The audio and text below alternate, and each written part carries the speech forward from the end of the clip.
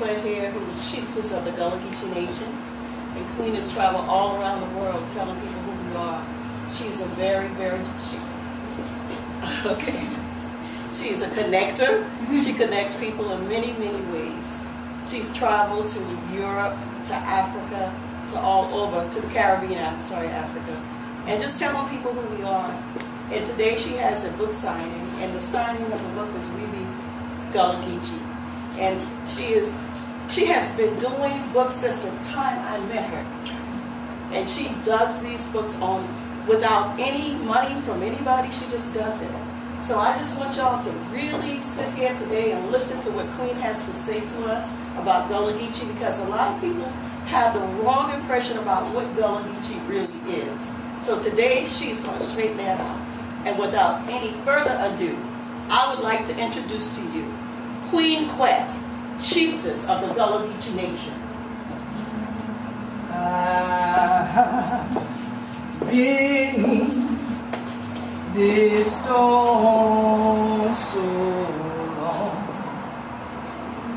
I've been in this storm so long,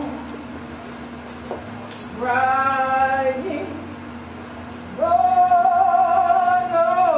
Lord, give me more time for Christ.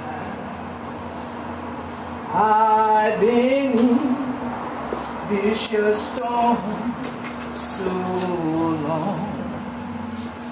Oh, this your hard needed time. Oh, this your hard needed time. Crying, Lord, Lord, give we more time for Christ. I've been in this your storm so long. Come on in this your circle. Hurry up, yeah. Thank you. Good afternoon.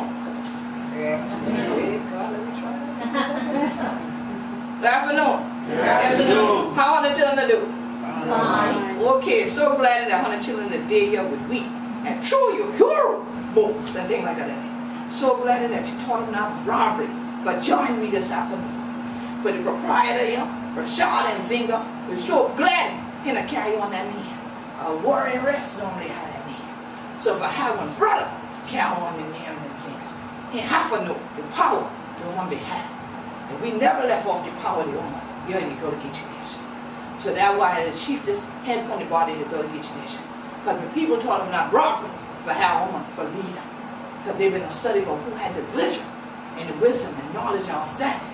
Not who the biggest and the baddest, who won't just fight, but who going to bring blessing and things to the family and the children. So you're going to bless this your space and this your place and bless this brother for him have plenty business come true here. But more than that, for everybody will come here for level true. But he mighty thing to do. For understand who we be as African people and things like that. For our Gullah and things like that. So this afternoon, we're so glad he hunted the day. But start off We Story Month. A Black history of who we be, so we ain't wait till February dog. Every day. So we ain't need that, but we do them because the rest of people don't understand what Black people tell this month. Okay. And so we got the Gullah Geechee reading, and I'm so glad that 100 children were there with me for reading things like that. So we gonna let you take your seat and things like that. But don't let the energy and the power of the circle, don't drop them when you let go of your hand. Okay. So thank you. Thank you to Elder Carly Town. Elder Carly Town, that we minister information for the Gullah Geechee Nation. And so plenty of 100 children were there this afternoon. You might not first know you did in the Gullah Geechee Nation, so let me start today. The Gullah Geechee Nation station start in Jacksonville, North Carolina, and wind all the way down Jacksonville, Florida. And plenty of people now stand say take up all the islands with the in Atlantic Ocean, what we call the Sea Islands. Ain't no such a thing as a Gullah Island. It's the Sea Islands. And they got Gullah Geechee people what they upon the sea islands. So 100 of the people are crack teachers, so 100 of the Gullah. At that time, in North Charleston, y'all would probably get people say, yeah, what's going on and things like that. I ain't seen you in a long time, boy. Right? And, okay, so then you start hearing Geechee. And Geechee, y'all gonna reprint that shirt and spell Geechee the right way. With 2 E on the end. Not that I-E. That I-E thing, though, when they work for them, they try to write them. They write them like that. When we write them, it's E's all in there, and no I in there. You see? Because when we first get you and things like that, all of we ancestors, the Igbo, Mandinka, Malenke, Yoruba, Gullah, Gizi, Mendi, Temni, Fiki, Bibio, they were the crack teeth in the own language. And such a thing say they were the crack teeth in the language will come over from Europe and things like that. So later on, when some people been put things down on the paper, they spell them out as they say phonetically. Yeah. So that's why you're going from G-I-D-Z-I to G-E-E-C-H-E-E. And only when somebody's still attached to American English, they think say E on the end is an I-E.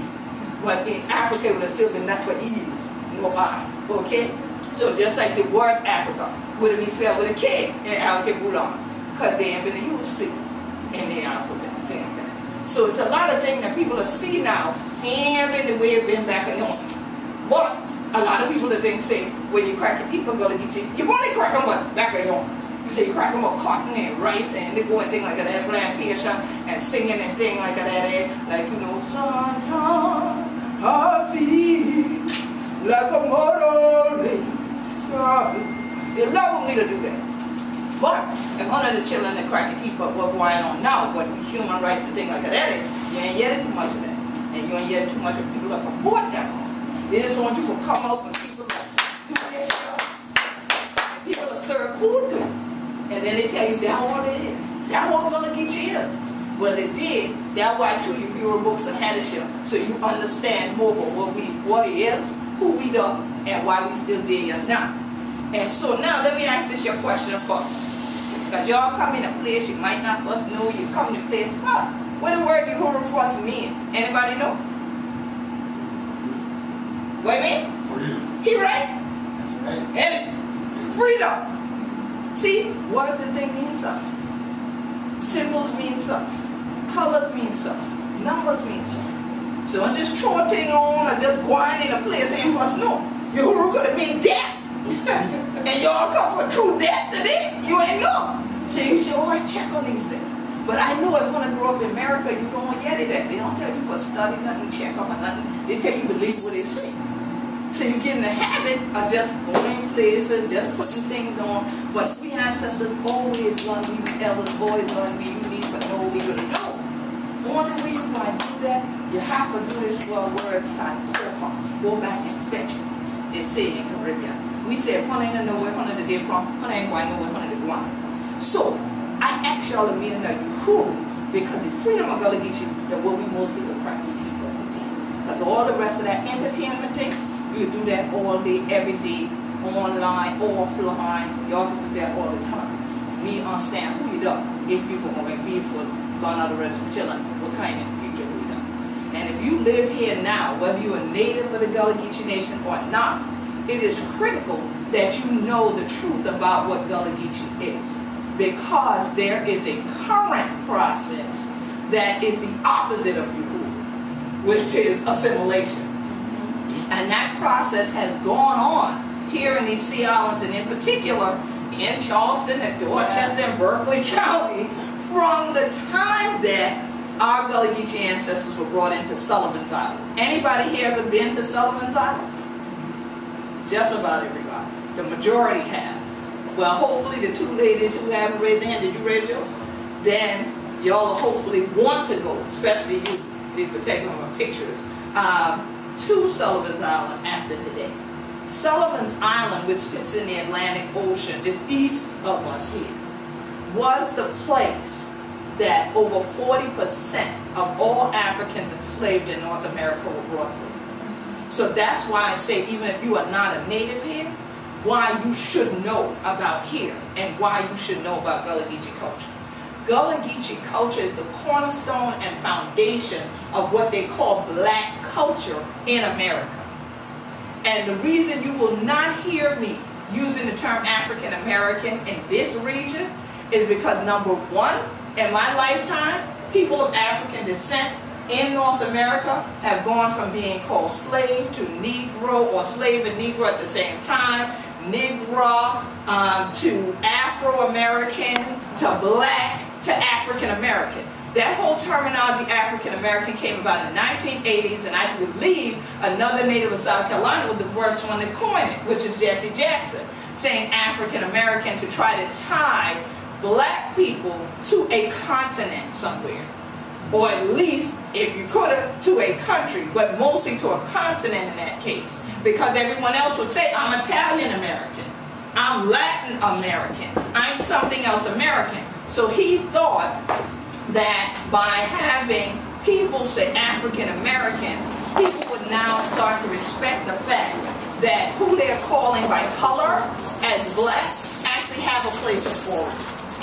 But that wasn't even the original name of the place of origin. It wasn't Africa. Al-Kebula is an older name for the continent that many of our ancestors were kidnapped and captured from. And I say many because also a number of us as Gullah Geechees have indigenous American ancestry or Native American ancestry, because the Kusabo, the Yemisi, the Adisto, these places around here that have those names were the names of ethnic groups or tribes of people that lived here. So when the Africans came in and they started finding similarities in the sense that the oppressor for both were the same, which were the Europeans from both Spain and England, who were trying to conquer what was not their continent, you know, but to take and plant flags for their queens and their kings, they wanted to fight back. So that was a common bond. The other thing was, now when we start to communicate, yeah, the languages are not the same, but the traditions, what you're doing with corn is something I said, oh, I could do that. You know rice, hey, I show you rice, oh, you making this, I make something like that with it. So we start having common bonds, especially around the waterways with fishing. Same kinds of things that you're taking out of the river, you have different techniques that you cook, and then you find common bonds again. So people start to unify, and eventually some intermarry. Not all. So we have a Gullah Geechee diaspora today that also includes Seminole people. If you hear Seminole, Black Seminole, Afro Seminole, or the term Muskogo, which is the Gullah Geechees who were first called Seminole that ended up going into Mexico. In Mexico, they're Muskogo. They are all Gullah Geechees. So we have Gullah Geechees not only still in the Gullah Geechee Nation, on the Sea Islands, to 35 miles inland to the St. Johns River, from Jacksonville, North Carolina to Jacksonville, Florida, but also in Oklahoma, the Bahamas, Texas, and Mexico. So when we start to talk about culture, you have to recognize why it was important that I said to you, don't let go of the energy when you release in the circle. Because that was what kept our ancestors together. That is why the Igbo, Mandinka, Malinke, Yoruba, Gullah, Gizi, Mendi, Temni, Fiki, Bibio, and all of them ended up combining their cultures along with those indigenous people, because they knew they were stronger together in the circle than they were apart. America does not promote communalism in any way. It promotes individualism, and the C it promotes most is competition. So why I told you it is important that you are here, it's not just because February is what? Black History Month or African Heritage Month, but because this allows us a circle of discussion. This is the launch of a series of what we're calling Gullah Geechee Porch Talks, where just like in our original tradition as Gullah Geechee, when I would sit with the other rest of people who are older and things like that, and the one with God wisdom on the porch and let in the crack the teeth with you so you can know how to live. You understand? And then you would have had gathering and thing in the bush yard and the brush yard. Later on in the prayers house, people would gather together in a circle and say, help one for catch a sense. Now see, the day I don't live for see, what the elders used to tell me, say, great God, they're children free till they fool. I see that today, all the time. Because I see that now, people think they're birthed out the womb and they should talk back to you. That ain't how it goes. No community will survive when the children think they rule the grown people. You heard what I said? No community will survive when the children think they rule the wrong people. And children mean, yeah, you 35, you still a child. So if you're younger than it, then I'm talking about you. So if you're insulted right now, it'll be okay. Swallow hard, it'll go down. There is no community, and American communities and families have suffered this now because this thing here of, Mom, I hate you! I hate you, Mom! Go and slam a door.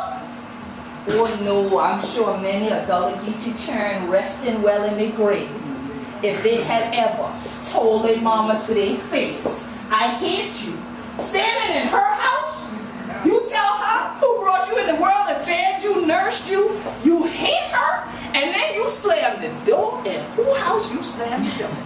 Because you don't own no door in here. Oh, right. All right. That's right. And ain't no wait till your daddy come home. Your daddy might pick you up from being unconscious on that floor several hours when he get there. But it ain't going to be, I'm going to wait till your dad gets home and he's going to deal with you. Absolutely not. Because the first disciplinarian is the mother. She knows you. Because you've been crawling all around on her insides for 9 months probably, unless you were born early. And you just wanted to get on out here. Okay? You might have got here soon. But she knew you was in it. So much less, now that she the one help you learn words, you dare to use the words I hate you to her face. So the extension of your birth mother were all the women of the community that are older than you. They can be older than you by 1 day. And they would tell you, you better respect me because I'm your eldest. You might laugh. They say, but yeah, you ain't but 1 day older than me. I'm still older than you though. Okay, I see there for you. And guess what? When that was the relationship on the porch at the house, you didn't have all this foolishness going on that we have now, where people are getting thrown out their parents' house at 12 and 13 because the parents just can't tolerate it. They ain't going to fight you. They ain't going to keep doing with this. And if you ran away, where were you running to? Because what's your name, sister? Patricia. Because if you run and go, if I don't get on Rashad, and Rashad run, and he ain't going to Miss Patricia house, she gonna let me stay there. Guess what's gonna happen when you get to Miss Patricia? What do you think will happen? Because what do you think she gonna ask you first? What? Thank you. What you gonna do? Ain't gonna say, well, your mama didn't do you. Gonna say, what you do? And if you honest with her about what you do, what you think will happen next? Same thing mama wanna do. Tear up your monkey. Then she bringing you back to me. And she can say, this boy come to my house and tell me he talked to you crazy and your house and slam your door. I'm more sure him through my door. But I think a critical thing for us is who you belongs to. That's going to be a first question. Somebody, you can be African American, come in here, people just ain't going to just accept you like that. Who you is? Where you from? Who you belongs to? Them the kind of question. Belonging to is a major word for African people. Why do you think that is? Why? Y'all have no idea because you don't care. You don't belong to nobody. That's your sense of identity. That's a sense of identity. Because it does what? Belonging to. How does it create the sense of identity? Because you do what? Because it helps you do what? Creates a purpose for yourself. Creates a purpose for yourself and a what? Connection. Because someone said who you belong to. There's more than you. Right? You don't belong no place and to nobody. There's only you. Right? So in African tradition and culture, that's why it's critical for people to have certain names. That's why it's critical for people to know what land mass you are a part of. Where are you from? Who do you belong to? So in other words, if I say I'm from St. Helena, okay, who you belong to? The Horns and the Good Wine. Okay, I know them. Now, as we also inform some people at the Gullah Geechee Sustainability Think Tank, that I know them could be good or bad. Because the I know them could be, and all of them are crooks. Right? The I know them could be, and they all trifling. please. No. Come on in. I'm just gonna let you know I will be paid this way for a second. Okay. Thank you. No problem. So I saw him right there working. Yeah, we ain't stopping no work. So the I know them could also be, yeah, them is upstanding people. You can always trust them. If they say something, take it to the bank. That's how real they are. They're hard-working people. They know how to invest in their community. It could mean that. When I hear the name Rashad and Zinga, if somebody tag me with Rashad and Zinga name, I'm already looking to see what so-called radical thing the brother's saying to the people. Because his name carries that. I want to know who running around here as a man named Nzinga if he ain't talking warrior class stuff. Then I would have had a different discussion with him about how he needed to change his name. I have had a lot of people just naming themselves stuff and think I'm going to call them that. I'm not. If you're not living up to that particular name, please stick to the one your mama gave you, because there's a reason that she probably gave you that one. And let's get past living to that purpose and then go to the next. Your family name does serve a purpose. It does connect you to generations of people behind. But your name is going to connect to the generation going forward. What legacy are you living so that when your name gets called in the future, when you're an ancestor, positive energy comes? Where people just say, man, I wish he'd still been here, because if he'd been here, this good thing would have happened. Not, I'm glad that one gone. Praise God. Ooh, the community better off without him. It's sad and it's real. There are people who I have been told died. I shed no tears whatsoever. Didn't even have my heart do nothing, because these people had no heart. They had no connection. Everything was about them as an individual. What can I get? And it's about me. And the reason they wanted to start labeling themselves, I was elected as a queen. A one-year election. I was then officially installed and ordained in an African ceremony as a queen mother, as the first head of state for the Gullah Geechee Nation. Again, in talking to other folks, this man asked me, Anglo man asked me, how does the U.S. government and other places receive you? You know, we get that all the time. I said, well, the U.S. government depends on what department we talk about.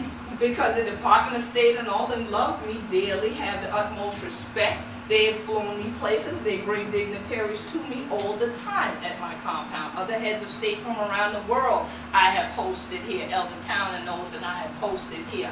No problem. National Park Service thinks, oh, well, we had known her before. Well, yeah, we know she was a stewardess queen on our property, but then can't we just still run stuff? Can't we just still interpret things? Peace and blessing. No, because if you had the ultimate respect for the community, you respect the community's leaders that they elect. You don't try to undo any of the work that that community has done. So I said it all depends on who we're talking about, and largely it has to do with individual egos and attitudes more than anything else in terms of who it is. It's not the agency, it's the individuals in a particular agency. So by the same token, the reason I mention that is because, just like I mentioned with the brother Rashad and Zinga being a name, and Zinga is a warrioress, it's a female warrior. People in America aren't used to female warriors. They aren't used to female leaders. But in African tradition and history, we are.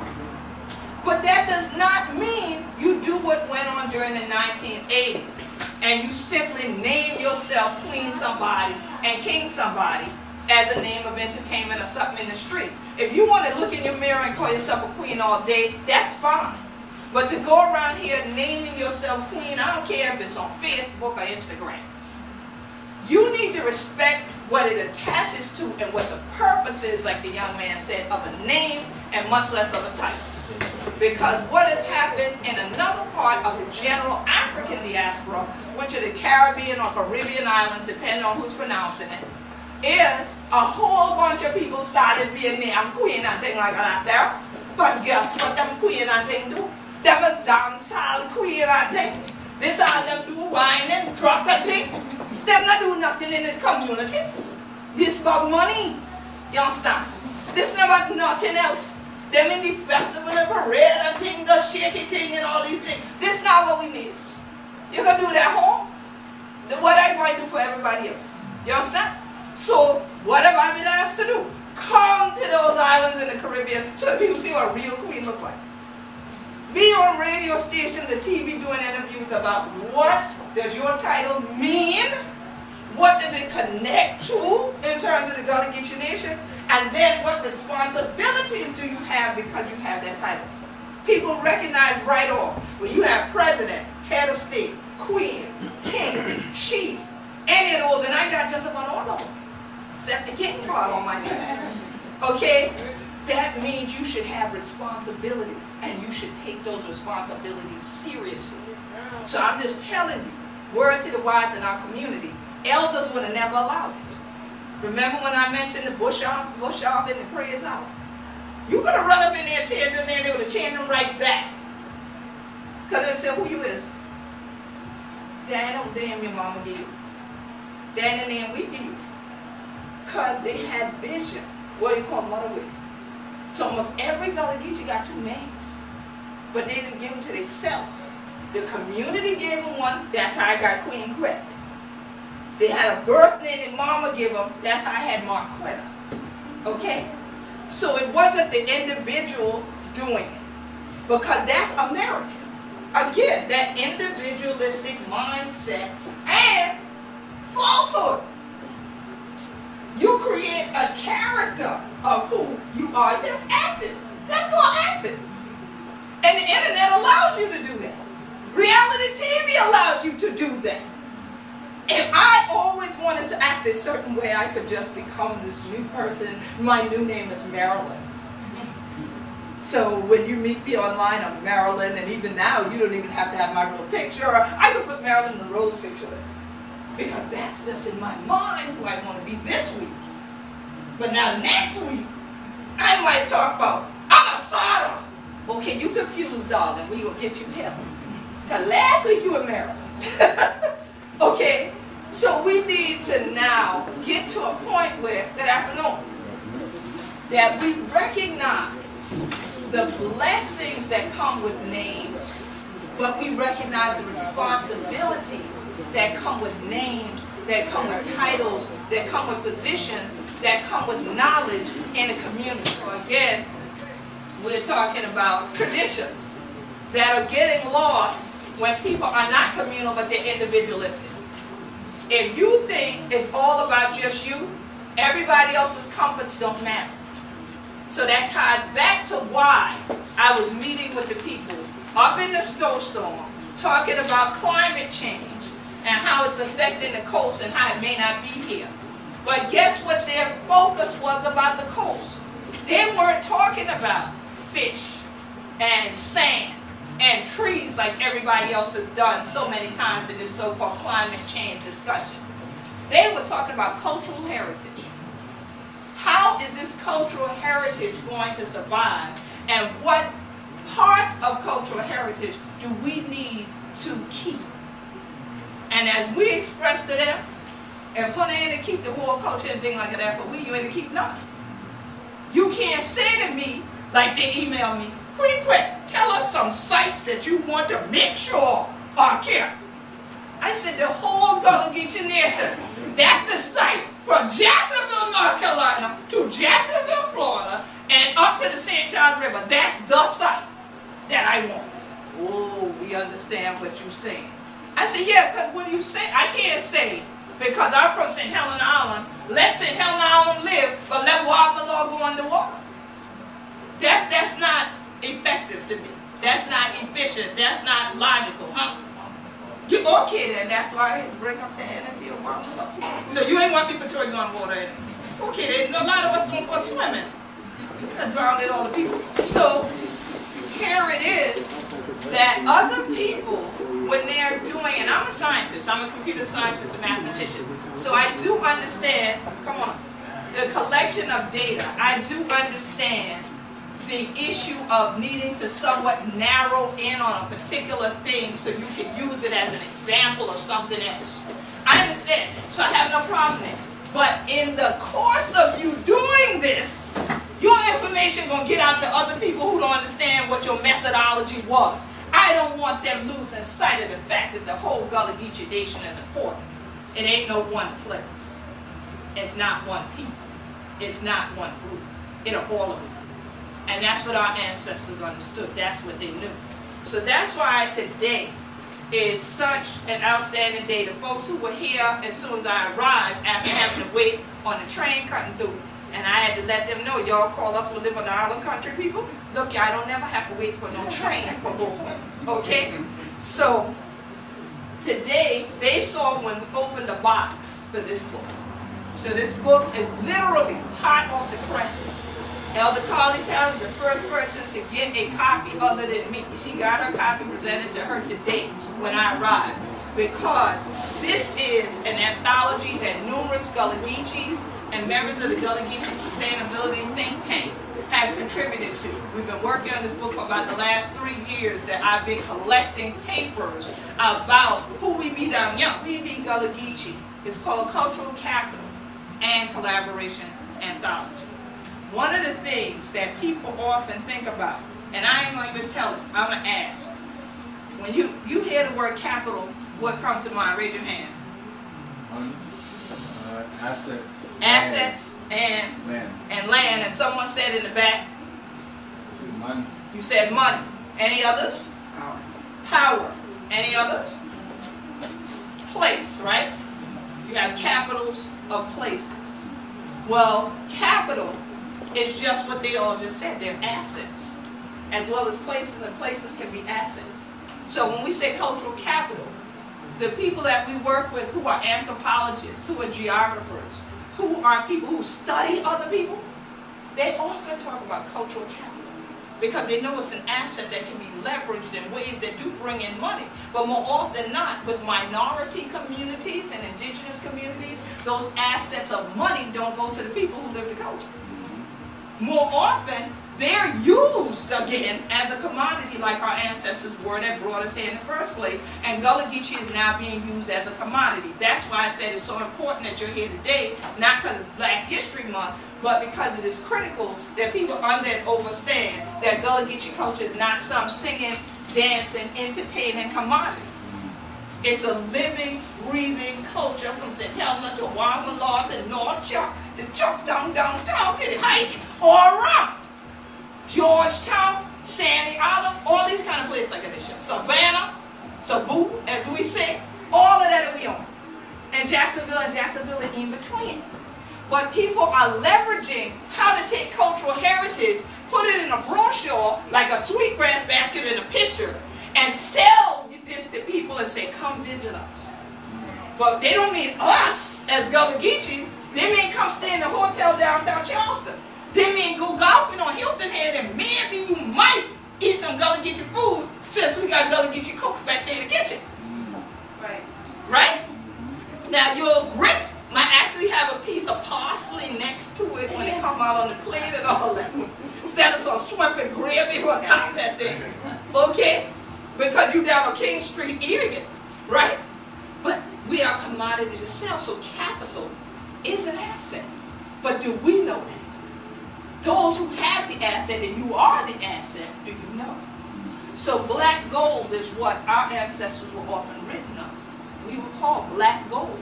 Anybody here know of gold not being an asset? I don't know a case where gold is not an asset.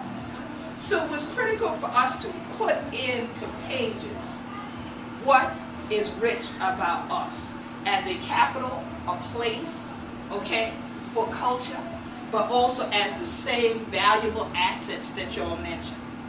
And I'm just going to read from the opening, since this is our opening of the Gullah Geechee reading, because I normally don't like to read to anybody, because I don't like folks reading to me. I've been reading since I was 3 years old, and y'all ain't got to worry about how old I am now, but it's been quite some time.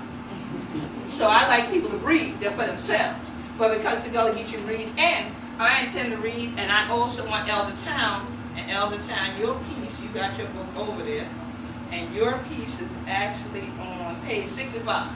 And because she's one of the contributors, I want her, after I read this piece, to read the piece that she wrote in there, because hers is short. The insufficient investment in the human and cultural capital of the Gullah Geechee is the reason for this anthology. Through its pages, we welcome you to the cultural capital of the Gullah Geechees by bringing you into the region from Jacksonville, North Carolina to Jacksonville, Florida, which is the Gullah Geechee Nation. This rich place associated with the living culture and traditions of people of African and indigenous American descent that are called Gullah Geechee evolved on the sea islands of the intercoastal waterway and developed unique ideas, customs, and social behaviors, including language, which has been studied by historians, anthropologists, linguists, and others for centuries. While their cultural capital has been exploited to not only initially build the infrastructure for what has become the United States of America, the community was taught to devalue who they were, linguistically and culturally. However, the assets of the Gullah Geechee people are now being tapped once again as a mechanism to sustain the economy of the Low Country via exploitation for cultural heritage tourism, by presenting packaged versions of entertainment aspects of the culture while forsaking the intellectual and political significance of this national minority of the United States that is also its own nation. Those are the opening words of the anthology. If that don't get you to keep reading on, I can't do no more for you. I wrote those words as they came to my soul because that's what I've witnessed. This is my 15th year as the head of state for the Gullah Geechee Nation, but this is over 33 years now that I have been doing the work I'm doing for Gullah Geechee culture. When I started, this is how people act. When I come in the room and think like that, they'll sing and a clap like this, I have my earprint and thing on it. These were Gullah Geechees doing this. Black folks doing this. Why she bring that? Why she do this? Oh, Lord. She's coming to the field. Oh, God, why she bring up the field? Why not? My mother always taught me hard work don't kill nobody, actually. Okay? And she's still here. All right? And so here it is that people don't want to discuss hard work. Why not? Our ancestors laid the foundation of an entire country that's considered a world power, and you don't think that's something to celebrate and to talk about? Well, don't you talk about it. Let me do it. That's right. And I ain't going to stop doing it. I don't care where I go. Elder Town tell you in a heartbeat. I don't care if it's the UN or the U.S. Congress. If I think to make my point, I need to take my high heel shoes off, because y'all know I love my high heel shoes. If y'all on Facebook, y'all know I love my high heel shoes, y'all.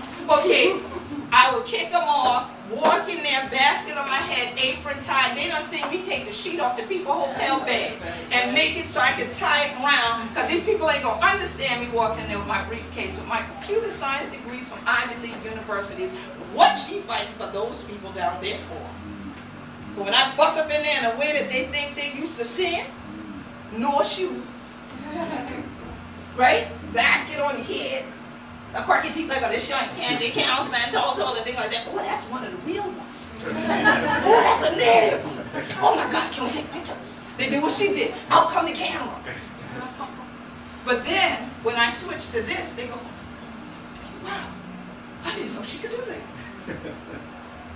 Right, I need to get your attention. Because if I walked in like this, you would just write me off. That's just another black person. She's some African-American woman. Zone out. When I do this shit, I think like that. Excuse me, slow down. I didn't understand. I said, oh, I don't know a Gullah and think like that. Ah!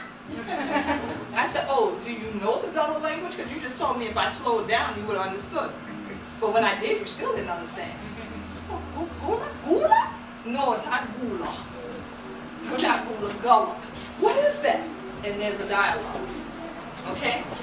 But there are a lot of people that are on the other end of the exploiters because they never heard of us to begin with. Never heard of Gullah Geechee culture, don't know it exists, and they're intrigued to find out what it is. That's why the tourism agencies, the chambers of commerce know they can use it to bring people here.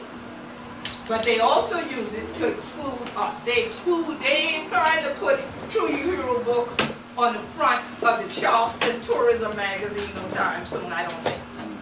Okay?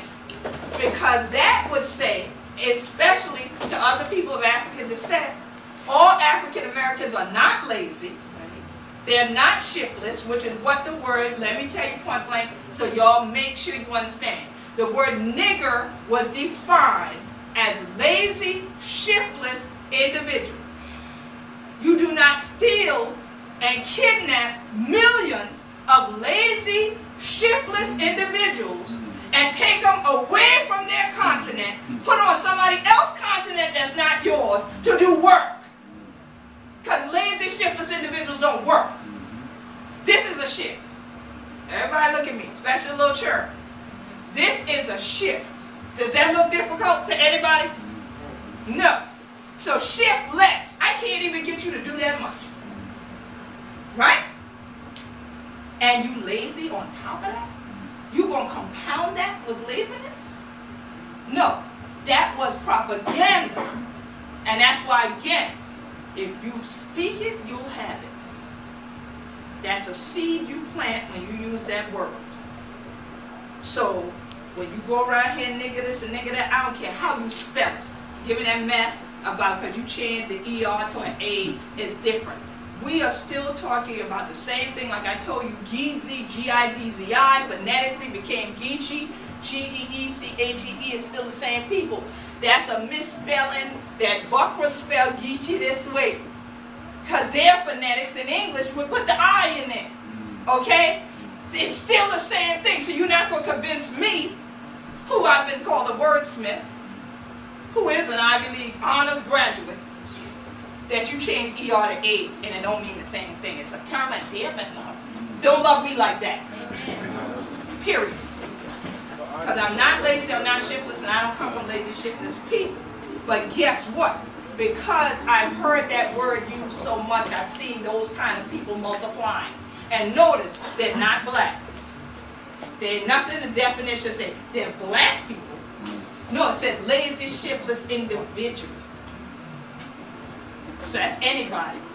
Race, ethnic group, anybody can fit that if that's how you behave. But if you speak that on your children, speak that on your boyfriend, speak that on your husband, speak that on your wife, that's who you're going to have in your house. And guess who you think going to be working for? The one who's not lazy and shiftless. Because they ain't moving. And they'll know every law in the book to tell you why they're squalor now and how you can't put them out.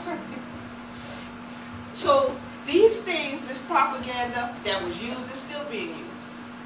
Because if it can be used effectively, why change it? If it can convince thousands and tens of thousands of people you have nothing of value, why change it? While I take your assets, while I take your capital, while I take your land, while I take your money, while you spend your money somewhere outside the Gullah Geechee Nation because you think it's more important for you to have said you've been inside a gated area in Hilton Head, or what's this one over here, Seabrook, or one of those places, Isle of Palms, you feel like you need to go there, or you go to Sullivan's Island now because you hope that you can stay in one of the condos, instead of go to Sullivan's Island to pour a libation for the ancestors who were put in those pestilence houses and kept there during chattel and slavery. If you believe that's what's valuable, they got you already. There's a market for you, and there's a market of you. And don't get fooled and think downtown Charleston that the old slave mart was the only slave market. The entire city of Charleston, the peninsula, was a slave market. The original sales happened in the streets. That was a latter enslavement market when they built buildings for them into the early 1800s. We'd already been being enslaved here from 1670.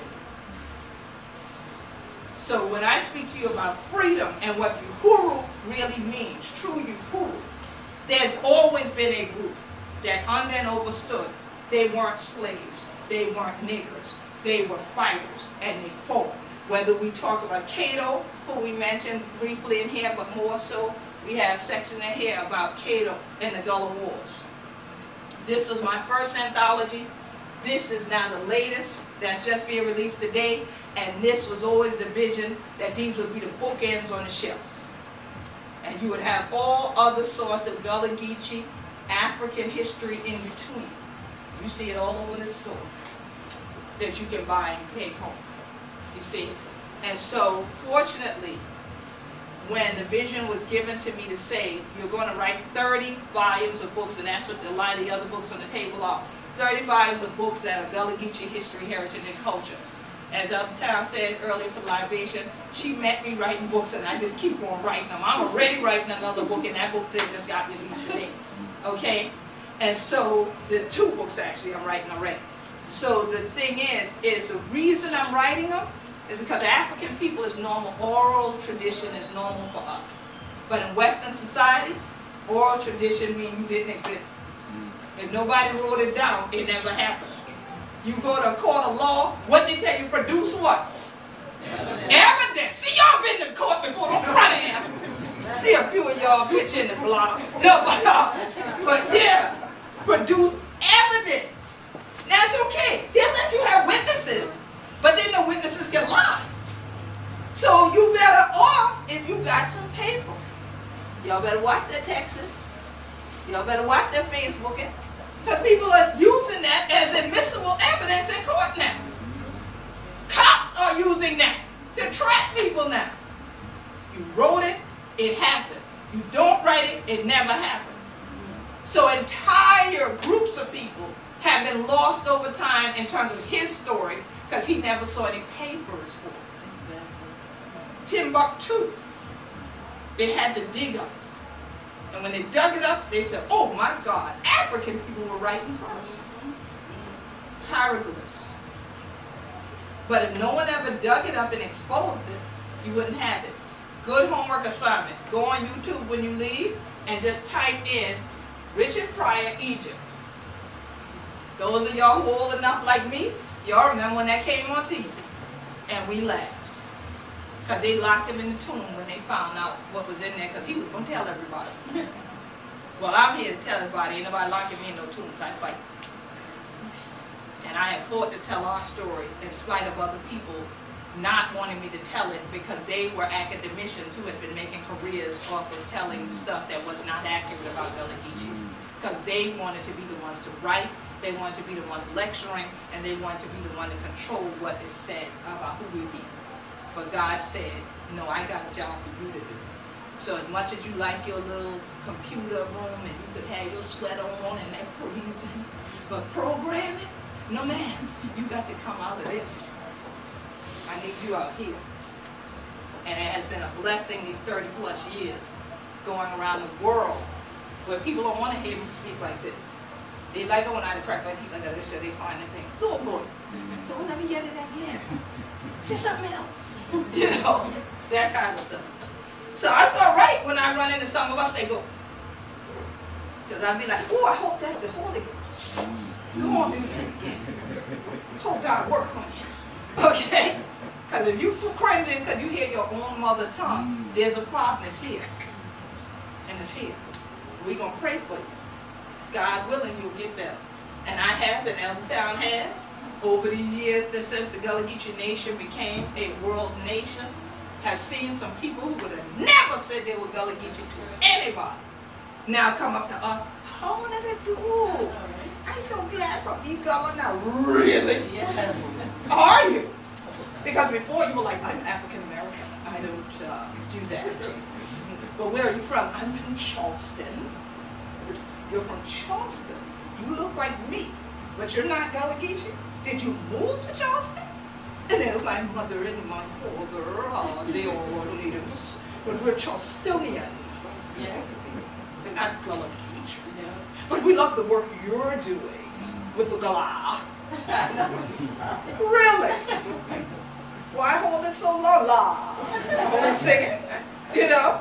But now, they're the one who come in the corner. Oh, Queen, I'm so impressed by you. Gal. I know, right? They do that kind of stuff. Really? Why you say that out front of the whole audience? So, you know. But these were people who forward. Why do you think they were like that? Anybody have any idea why they reacted like that? I mean, I was vibing on just looking at how the teachers right now are saying you're talking wrong, like kindergarten, first grade. So you're getting that reprimand of the tongue, right, of your own tongue, and you you're being made to contort your tongue to somebody else's language. Exactly. And then what ends up happening is you eventually can't even communicate with your own family and your own people because of that contortion. You have, it's like a contortionist that is used to bending all the way backwards in a circle. Like I used to be able to bring my foot over, lay on my stomach, bring my toe all the way till it touched my eyebrow, right? I ain't gonna do that now. Because the likelihood, since I haven't done it yet, that I might break something and end up like this for real, just stay there, is pretty great. But that linguistically is what happens. Yes. So people now can understand me communicating in Gullah and cannot respond back in Gullah because they went through that assimilation process. In some cases, and my mother can attribute, can attest to it, they got it beaten literally out of them at school, public schools and missionary schools. You see? And so now, since the teachers are not supposed to beat you physically like they did when we were going to school, they beat you, beat you, beat you, beat you, beat you, beat you, this words, words, words, words, and eventually you don't know who you are. Because if at home they say you Gullah Geechee and it's okay to speak this way, but at school I get beat up because then I'm not supposed to be able to, okay, what am I doing? And then what do they do next? Well, you have ADD. We're putting you in a special class. We need to put you on Ritalin, Prozac. We need to drug you. But it was all about something they created, which was to take away from you who God is. Because then the keys, definitely there is this ongoing battle that has been happening about identity, and we even deal with that in the book. And I wanted to use that as a segue time because Elder Town is a native here of Union Heights, and she's been writing poetry and plays for years, actually using Gullah Geechee history and our language and tradition in it to expose this more to the community so they know it's nothing wrong with it, okay, and use it as an educational vehicle. So Elder Town, please share your piece from the anthology. Yes. This piece was written in... Let me hold the camera while you get it. Go ahead. This piece was written in 1996. Actually, in 1996, I realized a lot about what I wanted to say to my people about culture. And so I was working at the camp, and for 30 days, I woke up every morning, and there was a poem in my head. It was short, but really big. So it was inspired because I saw that my people had such a wonderful culture, and I loved them, and I said, you know what, I just got to write about it. And so God just gave me those visions night after night after night. And if anybody in here is a poet, I would try to find people to call and say, is this good? And sometimes I would just wake my husband up and I'd say, what do you think about this? And something told me, just go ahead and write it. So this poem is, we be Gullah Geechee, we be a Gullah Geechee family. And this is actually what we say about the flag, we be Gullah Geechee alone. We wanted to make sure that people realize that we're not separate. It's not Gullah and then Geechee. Everything is together. We are all one nation. And so the poem goes this way. We are Gullah Geechee family. My husband and me and baby Mitri. Spreading the word about Gullah Geechee Nation and where the Gullah be. It's right here. From Cape Fear, North Carolina to Jacksonville, Florida, and 30 miles inland. So come and listen to our shouts and rhyme. Gullah Geechee has changed a little bit at a time. In the Gullah Geechee Nation, the language can be found, but most of the time, it's quoted with a more marketable sound. Nowadays, it's just not about the way we talk. Gullah Geechee is about the way we dance, sing, shout, and walk. We shout about who we be, about what we sound, about who is saved, and who's going to have. Come on, shout along with me. Shots dead, ain't need no gravy. He making oat gravy.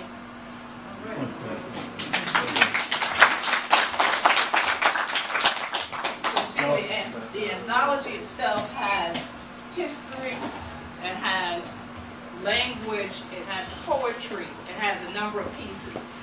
What we did with what we did with the Legacy of Igbo Landing was we included recipes, we included artwork, we included maps, we included things that listed the various places in the motherland and the various ethnic groups in the motherland that make up who we be.